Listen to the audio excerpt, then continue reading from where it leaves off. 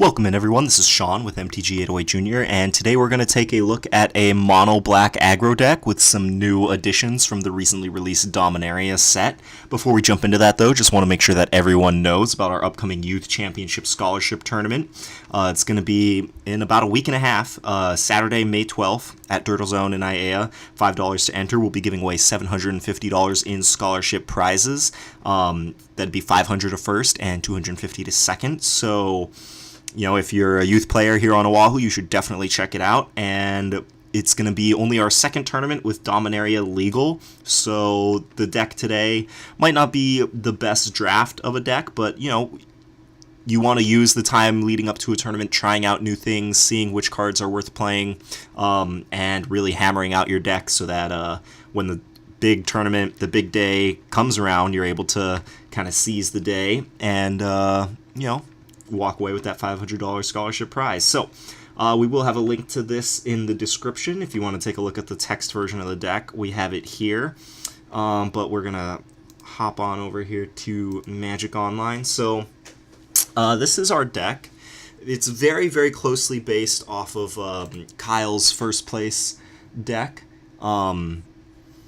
It was probably about a month and a half ago now. He took first very solidly with his mono black aggro deck, and we have just a few additions. Some of them we talked about in our spoiler video. But basically this deck is just trying to keep a really low curve, playing really, really cheap creatures, mostly 1-drops, a couple 2-drops. Yeah, there's only one spell in the main deck that costs more than 2, and we've got one Renegade Freighter here. Everything else in the deck costs either 1 or 2 mana, and so the deck wants to operate off of very few lands, just start playing creatures, backing them up with some strong support spells, and just pushing through that damage. Now, probably the key interaction here, if you are not already familiar with this archetype, is Night Market Lookout. 1 mana, 1/1. Whenever Night Market Lookout becomes tapped, each opponent loses 1 life and you gain 1 life. So this triggers if you attack with it, right? You can play this on turn 1, attack with it on turn 2, they lose a life, you gain a life, and they take 1 damage if they don't have a blocker, right? So that's, you know, you gain a life and they lose 2 life. That's a 3-point life swing off of this 1-drop. So this is one of the more powerful 1-drops in the format. And, you know, eventually, they're going to play creatures that keep your 1 mana guy from attacking. Luckily, this deck has lots of different ways to push through that damage. Probably the most notable and important one are vehicles. You can tap Night Market Lookout to crew the vehicles and still trigger this ability. This makes it really hard for other aggro decks to race this. They kind of have to use the removal on Night Market Lookout, or you know, just draining them for 1 every turn while still attacking with your vehicle is going to make it really hard for them to race you. The other way that this deck kind of lets Night Market Lookout attack through or be useful even on a board filled with creatures is these cheap combat tricks. So Supernatural Stamina. Until end of turn, target creature gets +2/+0 and gains when this creature dies. Return it to the battlefield tapped under its owner's control. So you can attack with Night Market Lookout into their 2-drop, into their 3-drop. If they block, you can use Supernatural Stamina to trade up with their 2-drop, and then Night Market Lookout still lives. It comes back. It comes into play tapped. It does not trigger the ability again when Supernatural Stamina brings it into play tapped, but it's still just a very good card, right? You're trading your 1-drop combat trick for their 2 or 3-drop creature. Skullduggery, similarly, you know, you can shrink whatever creature is blocking Night Market Lookout. You can pump up Night Market Lookout, essentially giving it +2/+2. There's a little bit of removal in the deck to kind of remove blockers and keep Night Market Lookout pushing through that damage. So this deck makes great use of Night Market Lookout. However, it's not the only aggressive creature in the deck. We got some new additions from Dominaria. So Kyle's version was playing 4 Skittering Heartstoppers and 4, I'm blanking on the name, but it's a 1 black mana, 1/1 flyer, flying bat. We're trying out different 1-drops. I do think Skittering Heartstopper is very good. Death Touch is very relevant, especially for a deck that's full of just cheap creatures. If your opponent tries to stabilize with a big giant creature, having Death Touch means that they either can't block your creature or you're just going to trade, you know, your 1 mana creature for their big creature. So Skittering Heartstopper, very solid. Only have 1 in the main deck. We have a couple more on the board, but I do want to try out these other 1-drops. Now, The one that I'm very sure belongs in this deck is Stronghold Confessor, 1 mana, 1/1 menace with kicker. You can pay an additional 3 mana, in which case it would come into play with 2+1/+1 counters on it. So it's either a 1 mana 1/1 menace or a 4 mana 3/3 menace. And in both cases, that's just very good. This deck is only playing 19 lands, so most of the time you're going to just play this for 1 and be completely happy with it. You know, menace makes it really hard for your opponent to block this creature, especially since the deck is playing a ton of ways to kind of push through damage, playing lots of different creatures. So this is not quite unblockable, not quite flying, but it is a very good form of evasion. And the fact that this is flexible, right? The deck doesn't really want to get to 4 lands, since the most expensive spell in the deck is 3. But if you do get to 4 lands, like if you mana flood a little bit, then having this guy as an option is very solid. A 4 mana 3/3 menace is a very good rate. So this guy is just solid all around. Good early, good late. You know, you can play him early. He'll crew your vehicles. He wears short sword very well. So this guy is for sure great in this deck, and a huge bonus for this deck. This second 1-drop creature, I'm not sure if it's better than the other 1-drop creatures, right? Like, more Skittering Heartstoppers might be better.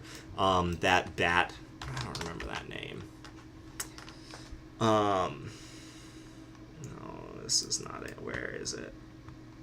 I guess bat is a very common word that shows up on cards. Blightkeeper, here. So this guy might be better than Sparring Construct, but I think it's worth trying out because there's some cool synergies with Sparring Construct. So Sparring Construct, 1 colorless mana for a 1/1 artifact creature. When it dies, you put a +1/+1 counter on target creature you control. So, you know, it's a 1 mana 1/1. That's not exciting, but the ability is pretty relevant. So the body, it can crew Skyskiff. You know, you can still equip it with Short Sword, use Skullduggery, Supernatural Stamina to kind of push damage through. It has a special synergy with Supernatural Stamina because if they block, you play Supernatural Stamina to kill their guy. Sparring Construct dies, you get the trigger, so you get to put a +1/+1 counter on something, and then it comes back, so you'll get the trigger again when it dies the second time. So it's got some synergy with Supernatural Stamina. It also has some synergy with Vicious Offering. 2 mana, target creature gets -2/-2 until end of turn. If this spell was kicked by sacrificing a creature, that creature gets -5/-5 until end of turn instead. So this basically gives you an instant speed way to sacrifice Sparring Construct to kind of mess with your opponent's combat math.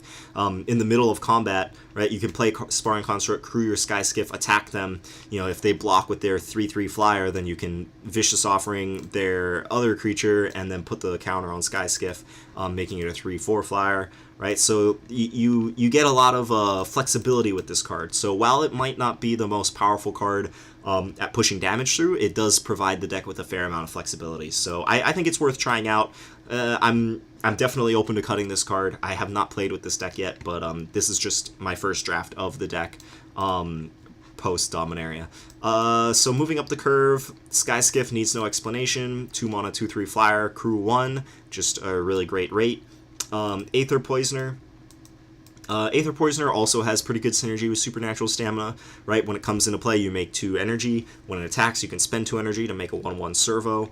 And Supernatural Stamina, if you use it on Aether Poisoner, it'll come back and make the 2 energy again. So some synergy there. Making multiple different 1/1 creatures. This guy has Death Touch, so he can kind of attack into bigger creatures, or you can hold him back to block while you race them in the air, or with your evasion creatures. So this guy is just all around solid. Getting the servo off of it, right? The servo can crew Skyskiff. It can wear Short Sword, right? You can sack it to Vicious Offering. So just all around great creature, Aether Poisoner. Doomed Operative, similarly amazing. 2 mana, 2/2 creature. As long as you have an artifact, Doomed Operative gets +1/+1 and has Death Touch. So we've got, what is this, 4, 8, 12, 13 artifacts, as well as Aether Poisoner making artifacts. So it's reasonable to assume that we're going to have an artifact in play most of the time. So a 2 mana, 3/2 Death Touch is just a great value for an aggro deck. So just maxing out on the best 2-drop options that we have. Only playing 1 Renegade Freighter as our 3, so 3 mana 4/3. Crew 2. When it attacks, it gets +1/+1 and gains trample until end of turn. This is just a lot of power and toughness for a very low cost. You do have to spend the 2 to crew it, but the beautiful thing about crew is that you can crew vehicles with summoning sick creatures, since crew doesn't have the tap symbol. It just says to tap the card.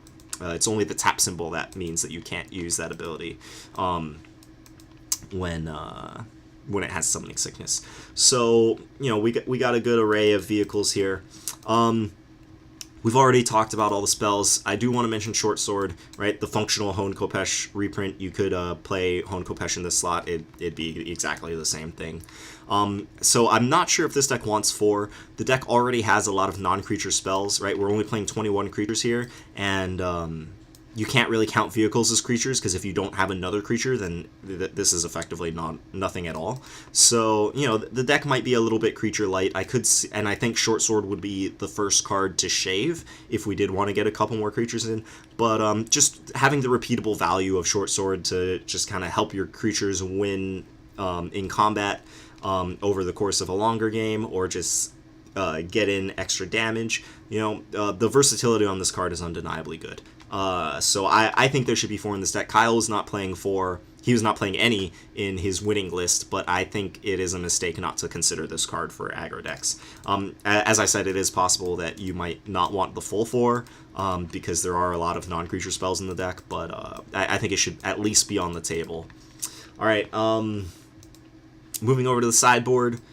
Just trying out a couple things. Fungal Infection is a great addition from Dominaria. Very similar to Skullduggery, but slightly different, right? You give a creature -1/-1 until end of turn, and then you make a 1/1 green Sapperling creature token. Very good against decks with a lot of 1 toughness creatures. This deck has a lot of 1 toughness creatures, so Fungal Infection being printed means that you might run into this card often, which might give you some trouble, but you definitely get to play it as well against other people playing 1 toughness creatures. Skullduggery, very similarly good. I could totally see the Skullduggery being a second Fungal Infection. Moment of Craving, very good in aggro mirrors. Very similar to Vicious Offering if they are not playing any giant creatures, but they are playing small creatures that are trying to attack your life total, then Moment of Craving's gaining 2 life will be slightly better than the flexibility of killing bigger creatures. And sometimes you might just want redundancy, right? You might just want the full 7 2-mana removal spells, but you do need to be very mindful of having too many non-creature spells in your deck, so keep that in mind. 2 Skittering Heartstoppers. If you're playing against big creature decks, then just having more Death Touch creatures in your deck is going to be great. Sometimes you just want to up your creature count as well. Against control decks, Costly Plunder. If you're expecting your opponent to have lots of removal, or if they have lots of enchantment-based removal like Unquenchable Thirst or Compulsory Rest, or Water Knot, then this card is going to be great, right? They use Unquenchable Thirst on your creature, it stays tapped down, you draw this later, you can sacrifice that creature and turn it into 2 new cards. Also, if they're pointing a spell at it that's going to kill it, if you have the 2-mana open and this in your hand, you can just sacrifice the creature before their spell resolves, essentially countering their spell, and then you get to draw the 2 cards. So, very solid against decks with lots of removal. Similarly solid against decks with lots of removal. Gravedigger, it's a 4-mana 2/2. When it enters the battlefield, you may return target creature card from your graveyard to your hand. Just, gives you an opportunity to kind of raise the curve. Lets you rebuy gas. If you have 2 of them, then you can, block with 1, let it die, play the second one, get it back, block with the second one, let it die, play the first one, get back the second one. So 2 of them are essentially a loop if you're on defense. But it does cost 4. The deck is only playing 19 lands, so I think it's good, but I don't think you want too many. Wander in Death is similarly good. 3 mana, return up to 2 target creature cards from your graveyard to your hand. You can cycle it if you don't have any creatures in your yard, or you just need to, dig for lands or whatever. Cobbled Wings lets you fly over big fat blockers on the ground. I think Kyle's original deck was playing 2 or 3 of these in the main deck. I do think it's a solid card. I don't think it's as good as Short Sword in the main deck. Buffing up your creatures and winning in combat is preferable in my mind to just flying over your opponent. But there is value in having Cobbled Wings. And then if you just want a little more muscle in your deck, then Renegade Freighter is your go-to if you want to just raise the curve a little bit. Again, you want to keep in mind how many creatures, right? You don't want to cut too many creatures from your deck when you're sideboarding. But I think that this is going to be a very solid deck. I will be very surprised if nobody brings this deck to... our next tournament is May 6th. It's a Sunday over at Westside Comics, and then our scholarship tournament is May 12th. So I expect this to be a contender in the standard Pauper metagame moving forward. It's a very solid deck. It's proven to be competitive, and it got a lot of new tools from Dominaria. Again, I'm not sure if Sparring Construct is worth a slot. I think it's worth trying out, though. Not sure how many Short Sword is correct, but again, I think that having 0 in the deck is wrong. Yeah, so I hope you enjoyed this deck. Let me know what you think in the comments. What deck are you most excited to play in Standard Pauper? And last but not least, if you enjoy our content, please consider becoming a Patreon subscriber. The awesome opportunities that we're able to provide for the youth Magic players here on Oahu are made possible completely through our Patreon subscribers. We would not be able to run our scholarship tournaments without them. We would be running our regular tournaments at great cost to me out of my pocket if it weren't for our Patreon subscribers. So thank you so much to all of our subscribers. If you like what we do, please consider becoming a patron. It would support the videos that we make. It would support the tournaments that we run, and we are hoping to grow in the future to run more than one scholarship tournament per year. I'm hoping to run 2, possibly more if we can expand into online play as well. So we have lots of plans to keep growing, so please consider becoming a Patreon subscriber, and let us know what you think in the comments. Would love to hear back from you guys, and we hope to see you at our Youth Standard Pauper tournament. So thanks for stopping by, and I will catch you next time. Peace.